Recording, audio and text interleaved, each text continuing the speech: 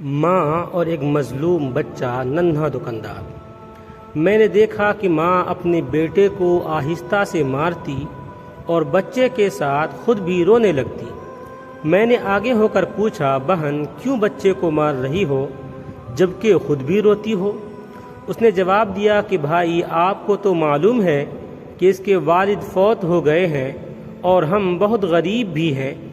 میں لوگوں کے گھروں میں مزدوری کرتی ہوں اور اس کی پڑھائی کا مشکل سے خرچ اٹھاتی ہوں۔ یہ کم بخت اسکول روزانہ دیر سے جاتا ہے اور روزانہ گھر دیر سے آتا ہے۔ جاتے ہوئے راستے میں کہیں کھیل کود میں لگ جاتا ہے اور پڑھائی کی طرف ذرا بھی توجہ نہیں دیتا، جس کی وجہ سے روزانہ اپنی اسکول کی وردی گندی کر لیتا ہے۔ میں نے بچے اور اس کی ماں کو تھوڑا سمجھایا اور چل دیا۔ ایک دن صبح سبزی منڈی کچھ سبزی وغیرہ لینے گیا تو اچانک میری نظر اسی 10 سالہ بچے پر پڑی جو روزانہ گھر سے مار کھاتا تھا۔ کیا دیکھتا ہوں کہ وہ بچہ منڈی میں پھر رہا ہے اور جو دکاندار اپنی دکانوں کے لیے سبزی خرید کر اپنی بوریوں میں ڈالتے تو ان سے کوئی سبزی زمین پر گر جاتی اور وہ بچہ اسے فوراً اٹھا کر اپنی جھولی میں ڈال لیتا۔ میں یہ ماجرا دیکھ کر پریشانی میں مبتلا ہو رہا تھا کہ چکر کیا ہے۔ میں اس بچے کو چوری فالو کرنے لگا۔ جب اس کی جھولی سبزی سے بھر گئی تو وہ سڑک کے کنارے بیٹھ کر اونچی آوازیں لگا کر اسے بیچنے لگا۔ منہ پر مٹی، گندی وردی اور آنکھوں میں نمی کے ساتھ ایسا دکاندار زندگی میں پہلی بار دیکھ رہا تھا۔ دیکھتے دیکھتے ایک آدمی اپنی دکان سے اٹھا جس کی دکان کے سامنے اس بچے نے ننھی سی دکان لگائی تھی۔ اس شخص نے آتے ہی ایک زوردار پاؤں مار کر اس ننھی سی دکان کو ایک ہی جھٹکے میں ساری سڑک پر پھیلا دیا اور بازو سے پکڑ کر اس بچے کو بھی اٹھا کر دھکا دے دیا۔ ننھا دکاندار آنکھوں میں آنسو لیے دوبارہ اپنی سبزی کو اکٹھا کرنے لگا اور تھوڑی دیر بعد اپنی سبزی کسی دوسری دکان کے سامنے ڈرتے لگا لی۔ بھلا ہو شخص کا جس کی دکان کے سامنے اب اس نے اپنی ننھی دکان لگائی۔ اس شخص نے اس بچے کو کچھ نہیں کہا۔ تھوڑی سی سبزی تھی، جلد ہی فروخت ہو گئی اور وہ بچہ اٹھا اور بازار میں ایک کپڑے والی دکان میں داخل ہوا اور دکاندار کو وہ پیسے دے کر دکان میں پڑا اپنا اسکول بیگ اٹھایا اور بنا کچھ کہے اسکول کی جانب چل دیا۔ میں بھی اس کے پیچھے چل رہا تھا۔ جب وہ بچہ اسکول گیا تو 1 گھنٹہ دیر ہو چکی تھی، جس پر اس کے استاذ نے ڈنڈے سے اسے خوب مارا۔ میں نے جلدی سے جا کر استاذ کو منع کیا کہ یتیم بچہ ہے، اسے مت مارو۔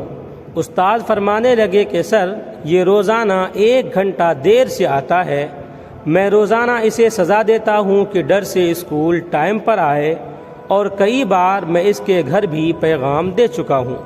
بچہ مار کھانے کے بعد کلاس میں بیٹھ کر پڑھنے لگا۔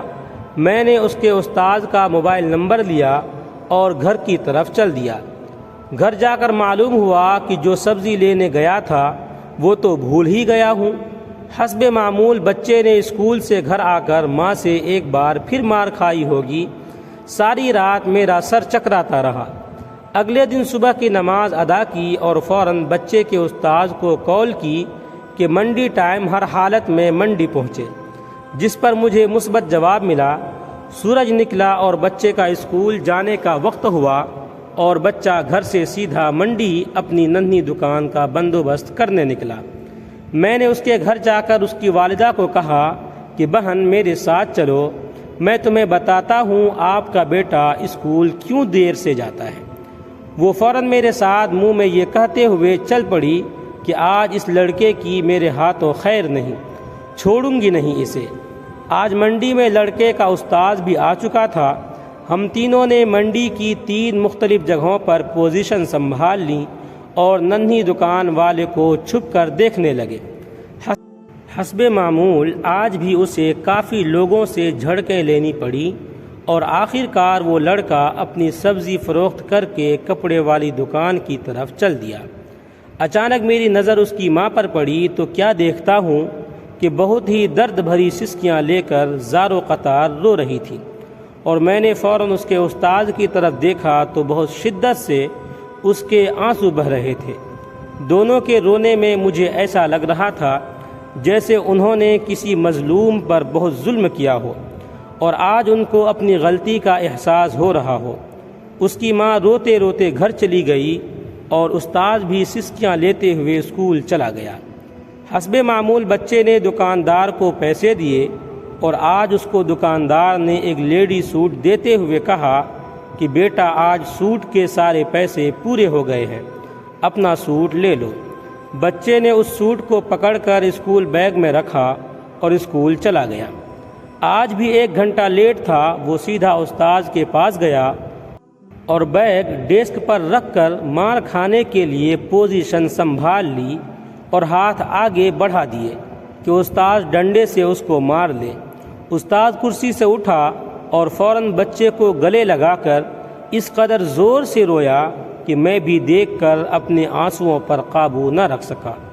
میں نے اپنے آپ کو سنبھالا اور آگے بڑھ کر استاد کو چپ کرایا اور بچے سے پوچھا کہ یہ جو بیگ میں سوٹ ہے وہ کس کے لیے ہے؟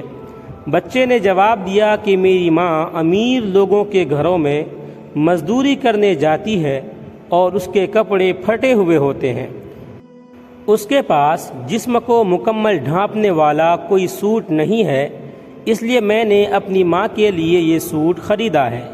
یہ سوٹ اب گھر لے جا کر ماں کو دو گے؟ میں نے بچے سے سوال پوچھا۔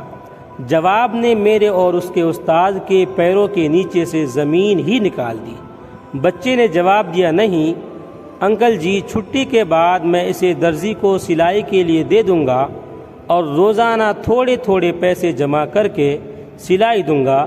جب سلائی کے پیسے پورے ہو جائیں گے تب میں اسے اپنی ماں کو دوں گا۔ سچ کہا ہے کہ کبھی کبھی غریبی بچپن میں ہی معصوم بچے کو ذمہ دار بنا دیتا ہے۔ ویڈیو اچھا لگے تو لائک کریں، کمنٹ کریں، شیئر کریں، اور اس طرح کے مزید ویڈیوز کے لیے ہمارے چینل کو سبسکرائب ضرور کر لیں۔ آپ تمام ساتھیوں کا بہت بہت شکریہ ہوگا۔